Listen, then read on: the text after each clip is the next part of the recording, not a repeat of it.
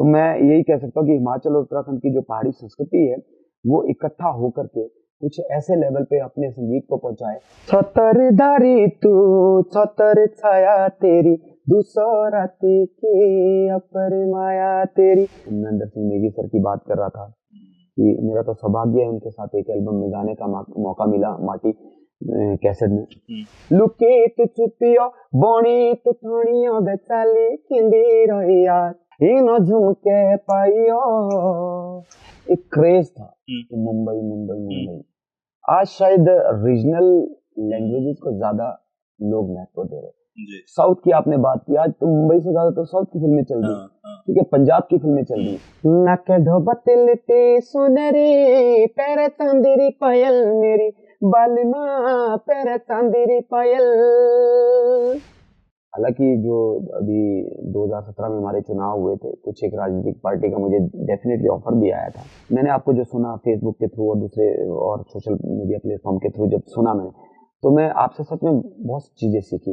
तो जब आपसे बात हुई पिछले कल कि मैं डेफिनेटली आना चाहूंगा, जिस तरीके से आपने ओहो रेडियो को बनाया है, जिस स्टूडियो को बनाया है, मैं सोच भी नहीं सकता हूँ। 15 साल आगे सोच के बनाया और हमारी आवाज को ओहो रेडियो यहाँ तक पहुंचा रहा है, देश दुनिया में तक पहुंचा रहा है। इसके लिए मेरी बहुत बहुत शुभकामनाएं हैं आपको। कपड़े धुआं छम छम रुआ कुंजुआ बिचे बटन साड़ी हो। अपना रेडियो उत्तराखंड सबको है पसंद। रेडियो उत्तराखंड मेरे हिल की धड़कन। Radio radio. हेलो हाय नमस्कार पहला प्रणाम आप सभी को। मैं हूं आपका अपना उत्तर का पुत्र आरजे काव्य, उत्तराखंड के पहले app based digital radio station के स्टूडियो से। जी हाँ, देहरादून उत्तराखंड देश दुनिया में आप हमें सुनते हैं। कहते हैं कि धरती से आसमान की तरफ देखो, जितना देखो आसमान उतना और दिखाई देता है, बहुत विशाल है। ऐसा ही पहाड़ों के बारे में भी कहते हैं जी, पहाड़ को जितना एक्सप्लोर करो और ज्यादा अंदर घुसने का मन करता है। ये बात लागू होती है ओहो रेडियो के साथ भी। कुमाऊं गढ़वाल जौनसार का म्यूजिक तो आप तक पहुंचा ही रहे हैं। आजकल एक नया फितूर हम पे छाया है, हमारे पड़ोसी राज्य, हमारे बड़े भाई हिमाचल से। जी हाँ, वो हमसे पहले बन गए इसलिए बड़े भाई कह रहे हैं। बाकी बोलचाल, भाषा, संस्कृति, वो सारी चीज़ों में तो बहुत सारी सिमिलैरिटीज़ हैं। लोगों के आचरण में, व्यवहार में, खान पान में बहुत सिमिलैरिटीज़ हैं। म्यूजिक एक दूसरे का बड़ा पसंद किया जाता है। तो आज हिमाचल प्रदेश के ही ऐसे एक कमाल के आर्टिस्ट को आपके लिए लेके आया हूँ, जिनको पिछले 20-25 सालों से आप लोग सुन रहे हैं और बड़ा पसंद कर रहे हैं। Vicky Chauhan in the house. जोरदार तालियों के साथ में स्वागत कीजिए। नमस्कार, मैं हूं हिमाचली गायक विक्की चौहान और आज मैं आया हूं ओहो रेडियो आरजे काव्य के साथ। और हिमाचल प्रदेश से मुझे आज यहाँ देहरादून में इनके स्टूडियो में आने का मौका मिला, सौभाग्य मिला और आपसे रूबरू हो रहा हूँ काव्य जी के साथ। सुनिएगा ये हमारा एपिसोड। तो ये हमारा प्रोग्राम गाता रहे मेरा हिल। तो आप तो हमारे हिमाचल की आवाज हैं। हम हमारे इसलिए कह रहे हैं क्योंकि पहाड़ एक ही है, हम तो एक ही मानते हैं इसको, है ना। तो आज जब ओहो रेडियो के स्टूडियो आए हैं, उससे ठीक एक दिन पहले आपको हमारे प्रदेश के मुख्यमंत्री पुष्कर सिंह धामी जी ने सम्मानित किया। और हारुल आपने एक बहुत ही खूबसूरत जौनसार क्षेत्र का जो गीत है वो गाया जी। तो उसके बारे में थोड़ा सा बताइए और फिर ये सुनेंगे भी हम।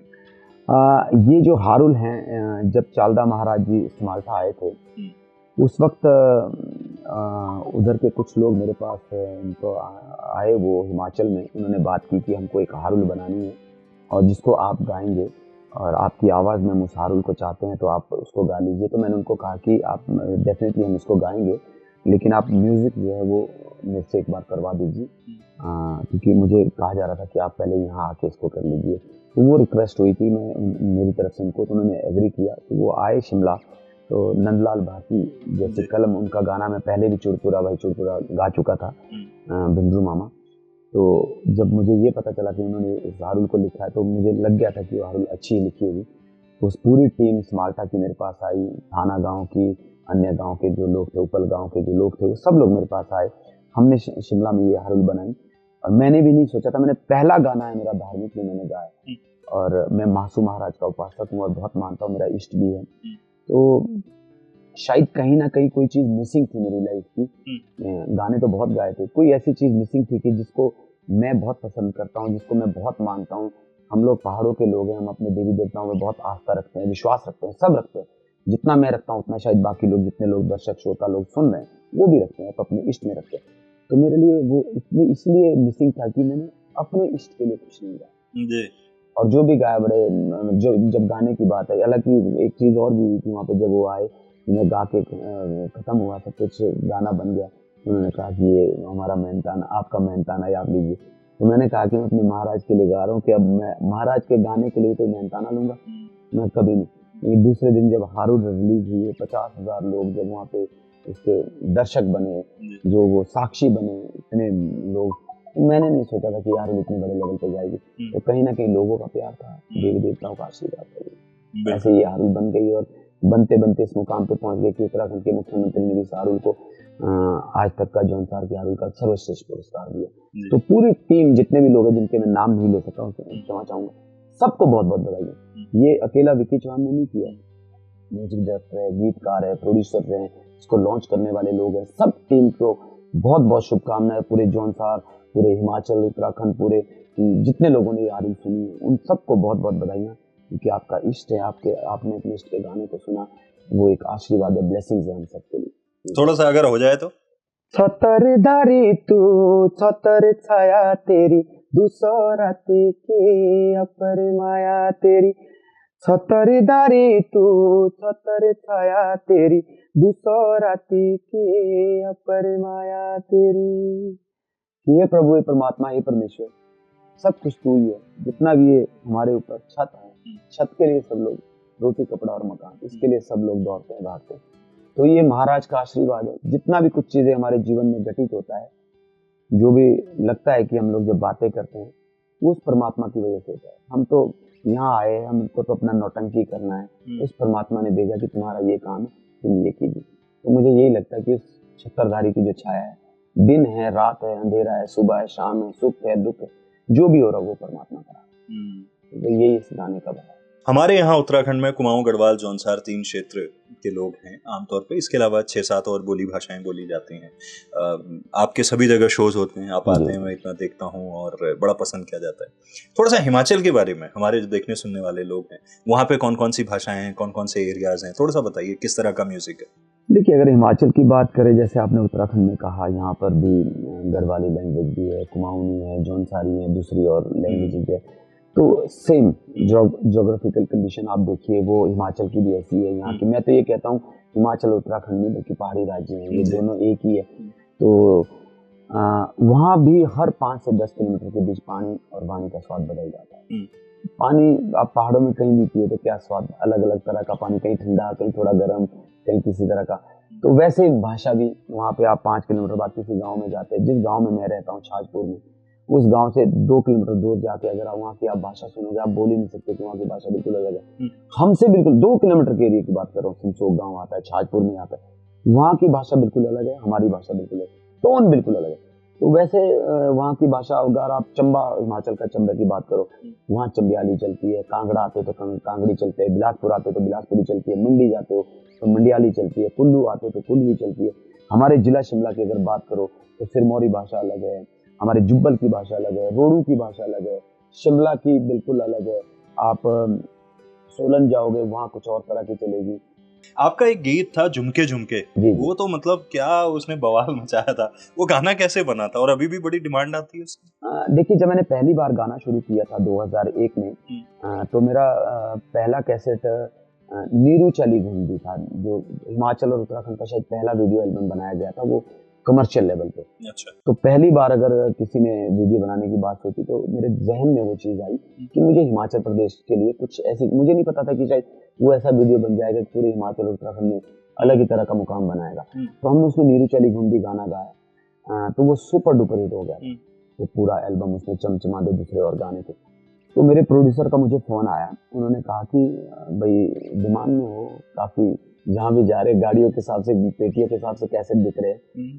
मुझे तो इस बात का एहसास ही नहीं था कि स्टार्टअप भी कोई चीज़ होती है, नाम भी कोई चीज़ होती है। उस टाइम सोशल ये मीडिया नहीं था।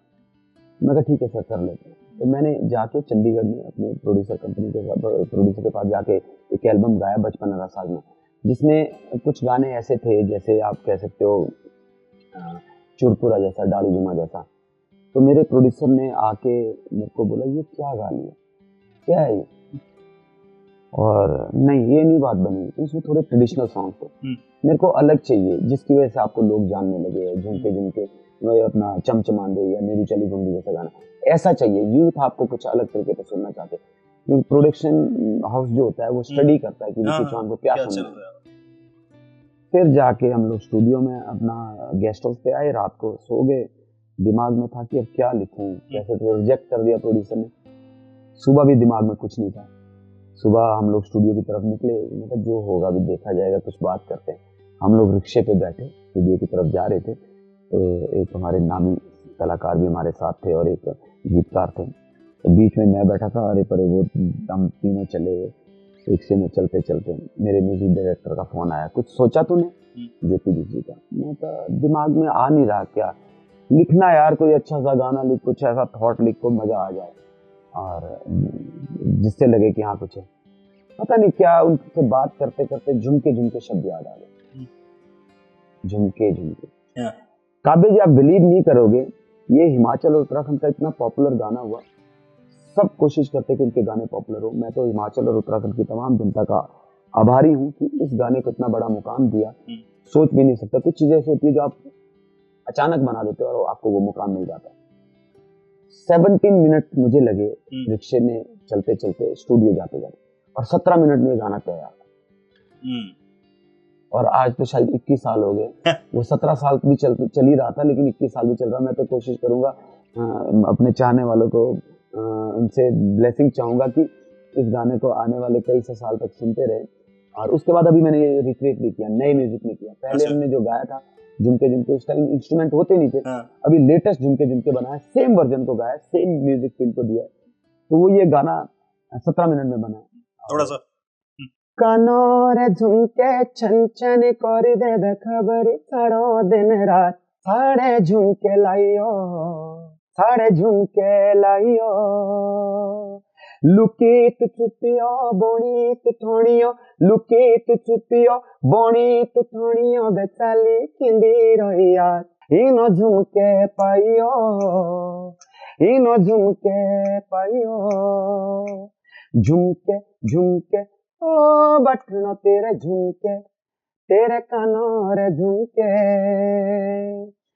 मुझे लगता है कि शायद इधर जौनसार जौनसार के लोगों ने तो बहुत सुना है, गढ़वाल कुमाऊं के लोगों ने शायद मुझे अभी कम सुना होगा, तो मैं एक चीज के लिए माफी चाहूंगा। मैं पिछले कल तो मैं यहाँ था देहरादून में, 2 दिन पहले मैं किन्नौर में था, 9000 फीट की हाइट पे, वहाँ एक कार्यक्रम था।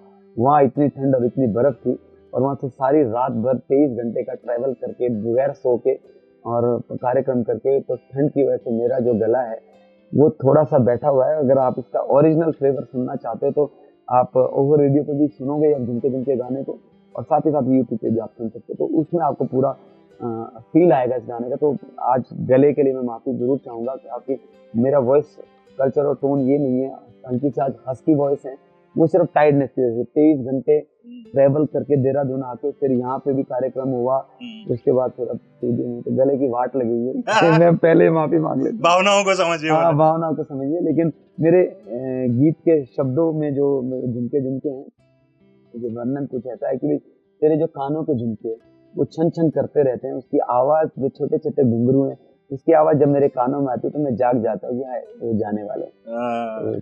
बहुत खूबसूरत। हर आदमी अपनी जिंदगी में किसी न किसी से ना इंस्पायर होता है, मुतासिर होता है, उससे मिलता है, उसको लगता है लाइफ में ना ऐसा कुछ करना है। हिमाचल में वो कौन ऐसे लोग थे, और उत्तराखंड में भी, क्योंकि आपका तो इतना स्ट्रॉन्ग कनेक्शन है, जिनको आपको देख के लगता है यार क्या बात है इनमें, तो कौन वो लोग हैं? देखिए, हिमाचल में तो जब मैं पढ़ता था यूनिवर्सिटी में, तो हम लोग भी पहाड़ी गाने सुनते थे। हालांकि मेरा जो स्कूलिंग वगैरह था वो सब चंडीगढ़ से था, एकदम से चेंज हो गए थे। पंजाबी कल्चर में रहना, वहीं पे वही यंगस्टर स्टेज की बात, वही पंजाबी वाला स्टाइल, वही घूमना फिरना। तो लेकिन पहाड़ी गाने, पहाड़ी संस्कृति, अपना कल्चर, अपना घर, अपना, किसको नहीं। हम जिस मर्जी मुकाम पे पहुंच जाए, मैं ऑफ द स्क्रीन भी आपसे कह रहा था, हम जिस मर्जी मुकाम पे पहुंच जाए, हम जितना मर्जी अपने आप को शो ऑफ कर ले, हम जिस मर्जी लेवल पे अपने आप को दिखावा कर ले, ग्लैमर की दुनिया में दिखावा बहुत होता है, लेकिन कहीं ना कहीं हमारे खून में जो पहाड़ है, जो संस्कृति है, वो अंदर से आवाज कर ही देती है। जो लोग शायद बहुत लोग समझ ही रहे होंगे कि क्या चीज है, अंदर से हमने वो चीज़ रहती है। तो मुझे मोहन सिंह चौहान जी एक वहाँ के बहुत ही मशहूर गायक हैं और मेरे परिवार से ही, और डॉक्टर कृष्णलाल सहगल जी है, करनैल राणा जी है कांगड़ा से, वो है। उन लोगों को मैं सुनता था तो ऐसा लगता था कि क्या गाते हैं, हमको भी कुछ ट्राई करना है, थोड़ा सा गाने की कोशिश करनी है। और फिर वो गाना का दौर शुरू हुआ, फिर दायरा बढ़ता गया, सीढ़ियाँ चढ़ते गए। फिर ऑफ द स्क्रीन में अभी आपसे नरेंद्र सिंह नेगी सर की बात कर रहा था कि मेरा तो सौभाग्य है उनके साथ एक एल्बम में गाने का मौका मिला, माटी कैसेट में। दिल्ली में उनसे मुलाकात हुई। जनरली मैं वही चीज़ ऑफ द स्क्रीन रही कि कौन है, नाम तो सुना था थोड़ा बहुत और उनके बारे में सुना भी था कि ऐसे से बड़े आर्टिस्ट है। मैं गया, जिस विनम्र स्वभाव के वो व्यक्ति है, जैसे जैसे मैं उनसे बात करता रहा वैसे वैसे इंस्पायर होता कि इतने बड़े लेवल पे पहुंचने के बाद भी इतने विनम्र, इतने शालीन, इतने अच्छे से बातचीत कर रहे हैं। ऐसे आदमी से सीखने का मौका मिलता। फिर उनको सुना, यहाँ पे प्रीतम भाई है, जगत राम सर है, बहुत सारे आर्टिस्ट उत्तराखंड के, इनको सुनता रहा जो पुराने आर्टिस्ट है। तो एक आदमी को मैं नहीं कह सकता कि मैं एक आदमी से इंस्पायर हुआ। जिस आदमी जो खूबियाँ थी, कोशिश की उनसे कुछ ना कुछ सीखने की। किसी से उनकी विनम्रता सीखी, किसी से उनके स्वभाव क्या है, किसी से ये देखा कि इतने बड़े लेवल पे पहुंचने के बाद आप अपने वजूद को मत भूलिए। आपको ये देखिए कि आपको अगर नाम भी दिया है तो ये आपकी अपनी मेहनत नहीं है, आपने तो सिर्फ गाया है। उस परमात्मा ने आपको आवाज दी है, उस परमात्मा ने आपको एक अच्छी आवाज देने के साथ साथ जो लोगों ने आपको प्यार किया, मैं ये कह सकता हूँ कि अगर विक्की चौहान है, what ever I am today, it is because of people only. ठीक है, जो मैं कुछ हूँ लोगों ने बनाया है जी। गाने वाले कितने बैठे हैं, पता नहीं कितने सैकड़ों लोग आ, अगर मैं हूँ तो पब्लिक की वजह से। तो ये जो जिन लोगों ने मुझे सिखाया, जिन लोगों को मैंने नाम दिए, जिनके नहीं ले पाया हूँ, उनसे क्षमा प्रार्थी हूँ। तो वो हर एक इंसान जो जीवन में आ रहा है, आज 20-21 साल गाते हुए हो रहे हैं, आज आप जैसे लोगों से इंस्पायर होते हैं। मैं एक इंटरव्यू देख रहा था जब मैं लखवाड़ अभी कार्यक्रम करने के लिए आया था। उत्तराखंड की धरती वो एक ऐसी धरती है जहाँ मुझे पहली बार कार्यक्रम करने के लिए बुलाया गया था। आज तो गढ़वाल में भी कर रहा हूँ, कहीं और जगह भी कर रहा हूँ। तो मैंने उस दिन मैं पहले से आपको बहुत पसंद करता हूँ, हम आपके फैन हैं, आपके बहुत गाने अपना वो सुनता हूँ, जितने भी ब्लॉग्स होते हैं वो सब सुनता हूँ मैं आपके। तो उस दिन जब आपने पहाड़ की संस्कृति की बात की, पहाड़ के कल्चर की बात की, पहाड़ के कलाकारों को आगे ले जाने की बात की, तो वो लगता है कि नहीं, हमारे लिए बहुत लोग जो हैं वो कुछ कर रहे हैं। तो आप जैसे लोगों से इंस्पायर होते हैं, वो चीज़। जो आपका हिमाचल का बेल्ट है उसमें डोगरी और पंजाबी का बड़ा इन्फ्लुएंस है। हाँ। पंजाब का, और पंजाब की मार्केट ने ये दिखाया कि किसी प्रोडक्ट को सेलेबल कैसे किया जा सकता है, कि मतलब पंजाब में कुछ क्रिएट हुआ और बम्बई वाले फोन करके कह रहे हैं यार इसको हम अपने पिक्चर में लेते हैं। हमारे पहाड़ों से बड़े अच्छे अच्छे आर्टिस्ट निकले। अगर मैं वहाँ नॉर्थ ईस्ट की बात करूँ तो भूपेन हजारिका जी उस वक्त पे थे, उसके बाद पापौन ने बड़ा अच्छा लेवल पकड़ा। हिमाचल से मोहित चौहान जी ने मायनी मेरी ये शिमले दी राहे, उन्होंने बड़ा फेमस कर दिया है ना। मतलब वो दिल्ली में भी हमारे कई दोस्त गा लेते हैं उसको वैसा करके। यहाँ से हमारे जुबिन नौटियाल, अच्छा पवनदीप, ये सब लोग कर। क्या अच्छा म्यूजिक या वो देश में पहचाना जाए उसके लिए बम्बई ही एक रास्ता है, या हम अपने पहाड़ों से भी वो मार्केट क्रिएट कर सकते हैं जैसे साउथ ने साउथ में रह के किया, बम्बई आके नहीं किया? मुझे अब ना मुझे ऐसा लगता है जो पहले था, आज से 10 साल पहले एक क्रेज था कि मुंबई। आज शायद रीजनल लैंग्वेजेस को ज्यादा लोग महत्व दे रहे हैं। साउथ की आपने बात की, आज तो मुंबई से ज्यादा तो साउथ की फिल्में चल रही, ठीक है, पंजाब की फिल्में चल रही। हम लोग इंस्पायर होते थे उन लोगों से। लेकिन अगर आप ये बोलते हो कि धूम्रपान ना कीजिए, वो ना कीजिए, और आप जाके पब्लिक के बीच उन चीजों को ही कर रहे हो, ठीक है, तो अब उनसे इंस्पायर नहीं हो रहे। वो मुंबई इंडस्ट्री की बात है। अब आती है हमारे म्यूजिक या संगीत की बात अगर आती है, उस वक्त लगता था कि मुंबई में गाना है, ऐसे कोई मौका मिल जाए तो अच्छी बात है। हालांकि मैंने मुंबई में ट्राई किया था, मैं गया, मैंने 2 महीने वहाँ लगाए, लेकिन मुझे गाने का मौका तो नहीं मिला। मुझे सीरियल में जो है ना 1-2 ऑफर बड़े लेवल के आ गए थे। अच्छा। मुझे जाना ही नहीं था एक्टिंग के फील्ड में। शायद एक सीरियल इतने बड़े लेवल का था कि वो बहुत पॉपुलर हुआ, मैं नाम नहीं लेना चाहता हूँ। तो अभी वही बात हो जाएगी कि उसमें 100% मेरा श्योर हो गया, एग्रीमेंट साइन होने की बात आ गई, तो नहीं करना। तो अब जो बात आती है कि हमारे हिमाचल और उत्तराखंड की अगर संगीत की बात आती है, इसमें खुद में अपने आप में बहुत पोटेंशियल, ठीक है। ओहो रेडियो को आप देख लीजिए, आप दुनिया में हमारे गानों को पहुंचा रहे हैं। हम भी इतना है कि उन लोगों को 5 मिलियन लोग फॉलो कर रहे हैं, एक तो हमको भी कर ही रहा है। हाँ। लेकिन जो कर रहा है वो दिल से कर रहा है, ये नहीं है कि भेड़ चाल में कर रहा है। अगर 5 मिलियन उसमें 2.5 मिलियन पैसे होते कि वो मैं भी फोन कर देता हूँ जरा, मैं भी सुनने का। तो जितने लोग हमको फॉलो कर रहे हैं, जितने लोग हमारे गाने सुन रहे हैं, वो दिल से कर रहे हैं इनको। तो यहाँ पोटेंशियल बहुत ज्यादा है। यहाँ के गीत आज देश दुनिया में बज रहे हैं। बॉलीवुड वाले हमारे गाने को गा रहे हैं, वो इसलिए गा रहे हैं कि पहाड़ों का संगीत बहुत मीठा संगीत है। माए नी मेरिया की आपने बात की है, वो तो चलिए एक कमर्शियल लेवल पे, या मोहित चौहान जी ने गाया तो पूरे वर्ल्ड में फेमस हो गया। लेकिन अगर आप हुस्न पहाड़ों के गानों की बात करें, राग पहाड़ी पे ही था। हाँ, हुस्न पहाड़ों की अगर बात करें तो सेम कंपोजिशन हमारी जो है हिमाचल प्रदेश के चंबा की है। वो कुंजू चंचलो गाना है, बहुत पुराना गाना है। सुनाएंगे थोड़ा सा, क्या है कंपोजिशन पे है। exactly? अभी मुझे कंपोजिशन हल्का सा याद। कपड़े धुआं छम छम रुआ कुंजुआ बिच बटन में साड़ी हो, पहाड़ी राग है। क्या बात है। तो वहाँ का ये गाना है जो बहुत पुराना का, उस पे बना है। और उसके बाद हमारा हिमाचल प्रदेश में एक गाना गाया गया था, बटनो चाली बोलो जाते रे, बटनो चाली बोलो जाते रे। उस गाने को कुरुक्षेत्र फिल्म में गाया गया और सुखविंदर जी ने गाया, बनठन चली देखो जाती रे बनठन। तो ऐसे गा रहे हैं लोग। तो हमारा संगीत इतना, वो लोग हमको कॉपी कर रहे हैं। मैं तो ये कहूंगा हिमाचल और उत्तराखंड के कलाकारों को भी, आप भी एक चीज की कोशिश कीजिए, आप अपना गाइए। क्योंकि यहाँ का जो संगीत है ना, यहाँ का जो कंपोजिशन है, उस तो यहाँ का हवा पानी इतना मधुर है कि आपको खुद ही अपने आप में अंदर से जील ला देगा कि वो लोग हमारे गाने को गाएंगे। आप लोग उनकी कंपोजिशन को गा के उस गाने को, अगर किसी को सुनना है हिंदी गाने का को सुनना, तो वो ओरिजिनल सुनेगा उसको। तो आप अपने गानों को गाइए, अपने पहाड़ी गानों को गाइए, वो लोग सुनेंगे उसको। तो मैं यही कह सकता हूँ कि हिमाचल और उत्तराखंड की जो पहाड़ी संस्कृति है, वो इकट्ठा होकर के कुछ ऐसे लेवल पे अपने संगीत को पहुंचाए। आज पंजाब में सुने जा रहे हैं, आज हरियाणा में सुनते हैं, दिल्ली में सुनते हैं, पूरे नॉर्थ इंडिया लेवल पे, पूरे इंडिया लेवल पे सुन रहे हैं जो दूसरे संगीत को पसंद करते हैं। मैं गुजराती सॉन्ग बहुत सुनता हूँ, कुछ ना कुछ सीखने के लिए। उनके फ्लेवर क्या है वो हमसे बहुत मिलता है। तो ये जो रीजनल लैंग्वेजेस की जो बात आ रही है, वो ज्यादा आगे अब इफेक्ट कर रही है। क्योंकि ये तो नहीं कहूँगा कि बॉलीवुड को सुन के बोर हो गए, लेकिन बॉलीवुड में मैंने देखा पिछले 5 सालों से कोई ऐसा गाना नहीं आया है जो शायद 2 साल भी आया हो। बहुत बड़े। अगर आप 2005-7 की बात करें पहले की, तो वो गाने 10-10 साल भी चले। अगर आप 90s की बात करें तो वो गाने 20-20 साल चले। अगर आप 70 to 80s की बात करें तो पिछले 7 सालों से चल रहे हैं, आज भी चल रहे हैं। लेकिन आज जो तड़का लग रहा है वो 2 साल में खत्म, 2 साल में खत्म।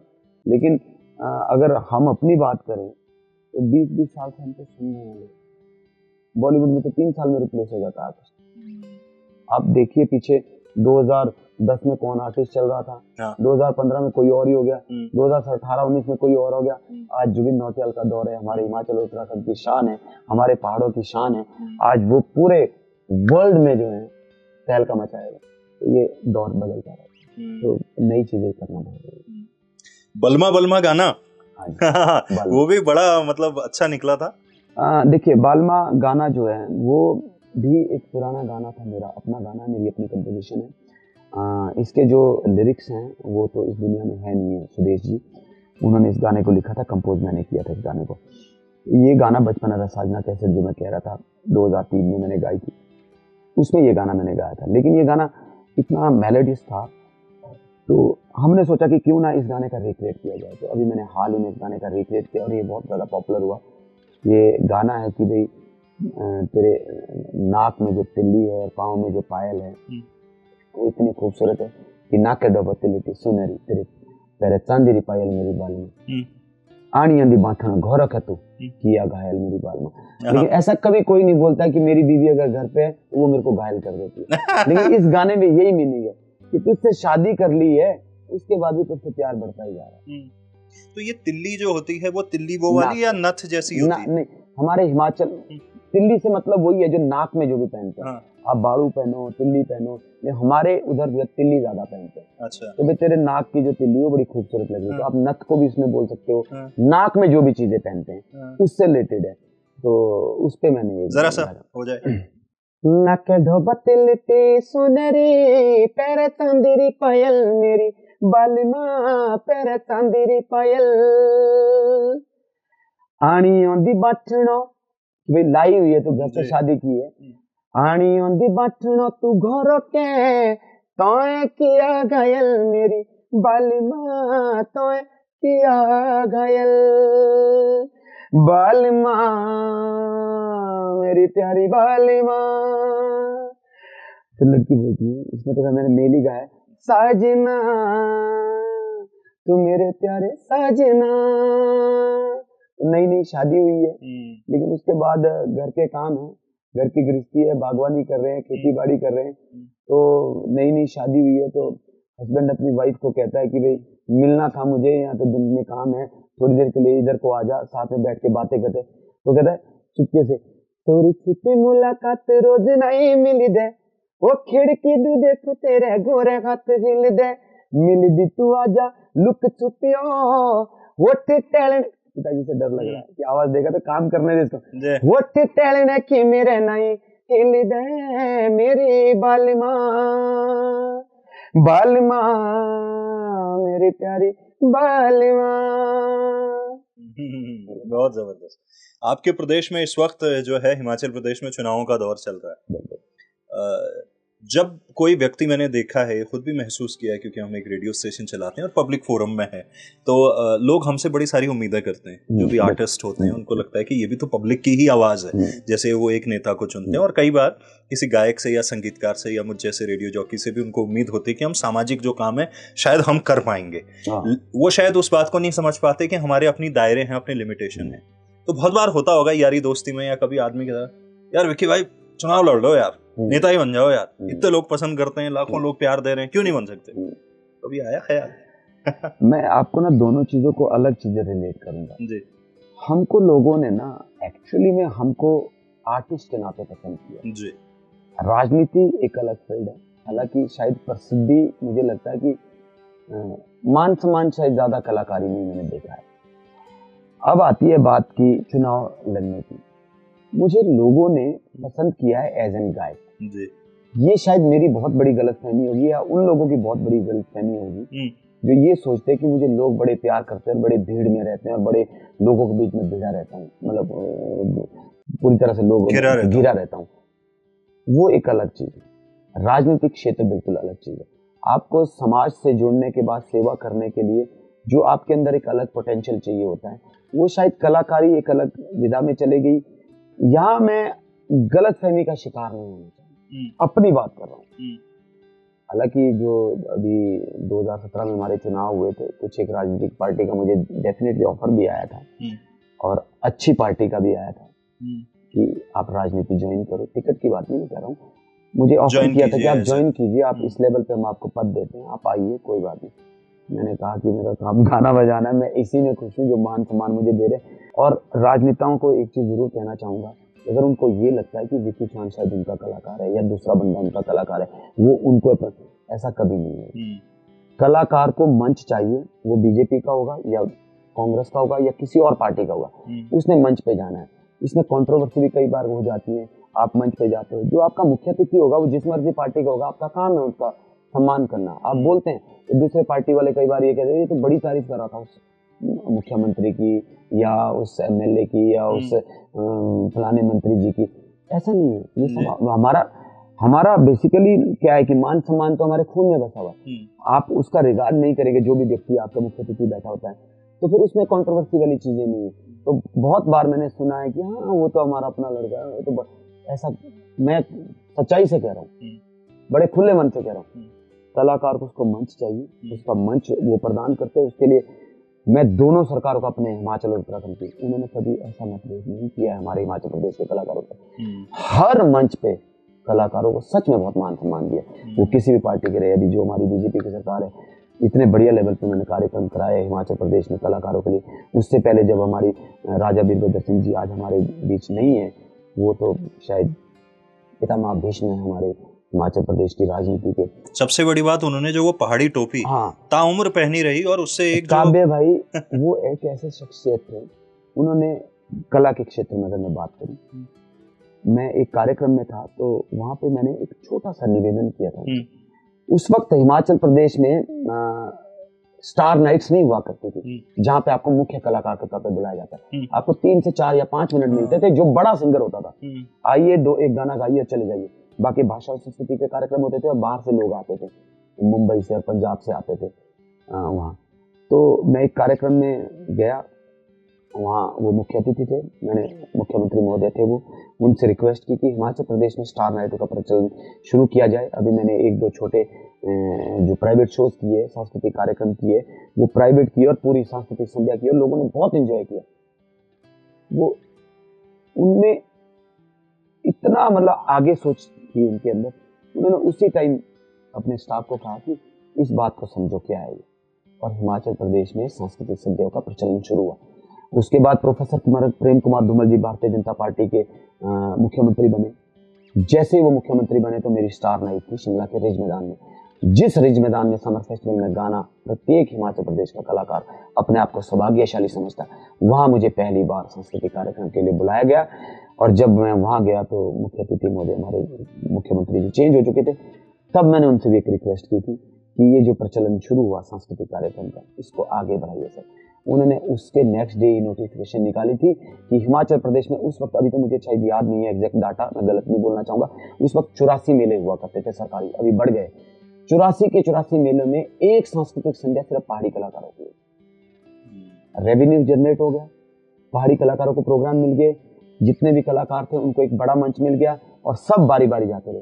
लेकिन आज तो कुल्लू दशहरे जैसी मेला होता है, चंबा मिंजर होता है, जहाँ पे 8-8 नाइट होती है, 3-3 नाइटें पहाड़ी कलाकारों की होती है और बहुत अच्छा मेहनताना हिमाचल प्रदेश के कलाकारों को यहाँ मिलता है। और यहाँ पे उत्तराखंड में अगर मैं बात करूँ, मैं जौनसार में आता हूँ, यहाँ जो मान सम्मान मिलता है मंचों पे, जो यहाँ लोग देते हैं, यहाँ मेहनताना किस लेवल पे मिलता है वो भी बहुत अच्छे लेवल पे। तो वो चीज़ें, वो दस्तूर चला है। आप अपने पड़ोसी राज्य में जहाँ रहते हैं वहाँ की चीज़ें आप में आती है। कुछ चीज़ें जैसे आपने कहा कि डोगरी वाली लैंग्वेज की अगर आपने बात की, वहाँ यहाँ भी मैं रिलेट करूँगा इस चीज़ को।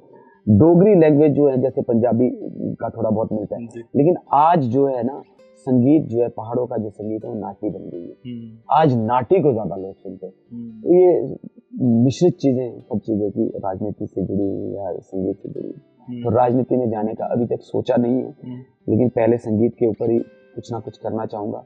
अगर कभी लाइफ में भविष्य में ऐसा कुछ हुआ कि मुझे सच में अंतरात्मा से कहीं लगा कि मैं निष्पक्ष भाव से कहीं ना कहीं लोगों के लिए कुछ करना चाहता हूँ, तो शायद डेफिनेटली ज्वाइन भी करेंगे। ऐसा नहीं कि नहीं करेंगे, क्योंकि अभी तक मेरा नहीं है कि मैं राजनीति में जाना चाहता हूँ, सच में अभी तक नहीं। लेकिन मैं अगर झूठ बात बोलूं, बाद में कल को ज्वाइन कर लूँ, आपने यही वाली क्लिप चला देने के उस दिन मैं नहीं चलाऊंगा, कोई और चला देगा। वही कहते हैं। नहीं, बहुत अच्छी आपसे बातचीत रही। आप ओहो रेडियो के स्टूडियो आए और अब जो हैं आपके गीत भी ओहो रेडियो के जो हमारे सुनने वाले हैं उन तक हम पहुंचाएंगे और दोबारा फिर मुलाकात करेंगे, कुछ बढ़िया बातें करेंगे कुछ नए गानों के साथ में। आपका अनुभव कैसा रहा? ये उत्तराखंड के साथ साथ देश का भी पहला डिजिटल रेडियो है, आपका अनुभव कैसा रहा ओहो रेडियो? देखिए, जब मैं आया इधर, अभी इससे पहले मुझे काफ़ी जगह जाने का मौका मिला रेडियो में, दूसरे चैनल्स पे मैं गया काफ़ी जगह पे। तो जब मैं यहाँ आया, जब मुझे पता चला कि आपका अपना रेडियो स्टेशन है, फ़ैन तो हम आपके पहले से ही हैं। और सच में काव्य जी, मैं दिल की बात बोल रहा हूँ, आपके शब्दों का जो उच्चारण है, जो आपका बोलने का जो तरीका है, जो लोगों को आप इंस्पायर करते हो, जो चीज़ें आप देते हो, जब ये अभी देखिए आप सुसाइड वाला है, आपने इतना बड़ी चीज़ उसमें, तो वो जो चीज़ें आप बोलते हो, लोगों जो इंस्पायर करते हैं, उस वजह से मैंने आपको जो सुना फेसबुक के थ्रू और दूसरे और सोशल मीडिया प्लेटफॉर्म के थ्रू, जब सुना मैंने, तो मैं आपसे सच में बहुत चीज़ें सीखी। तो जब आपसे बात हुई पिछले कल कि मैं डेफिनेटली आना चाहूँगा, तो मुझे नॉर्मली ऐसा लगा ठीक है, एक रूम होगा, वहाँ पे छोटा सा स्टूडियो बनाया होगा, वहाँ जाएंगे, बैठेंगे, बातचीत करेंगे। तो अभी मैं ऊपर आया तो मैंने जब देखा, तो जिन चैनलों पे हम गए भी हैं वो भी अपनी जगह बहुत अच्छे हैं, लेकिन जिस कमर्शियल तरीके से आपने ओहो रेडियो को बनाया है, जिस स्टूडियो को बनाया है, मैं सोच भी नहीं सकता। जो वो आपने इस चीज़ को बनाया, कम से कम 15 साल आगे सोच, 15 साल आगे सोच के बनाया, और हमारी आवाज़ को ओहो रेडियो यहाँ तक पहुँचा रहा है, देश दुनिया में तक पहुँचा रहा है। इसके लिए मेरी बहुत बहुत शुभकामनाएं हैं आपको।